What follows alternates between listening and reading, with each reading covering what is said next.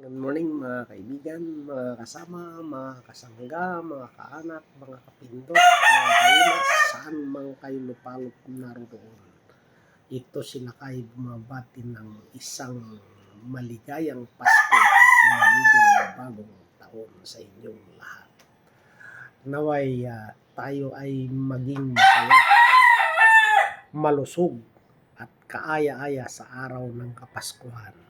Ayan, December 25, 2024. Ayan, dalangin ng inyong lingkod na tayo ay magsama-sama sa magandang layunin na tungo sa 2025 na sana tayo ay laging malusog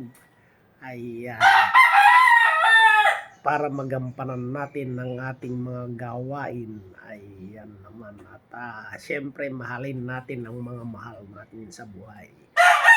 Ito, ang may iwan sa inyo nila kaya ay isang yakap para sa Kapaskuhang ito. Muli, magandang umaga at naway pagpalain tayo ng puong may kapal. Merry Christmas!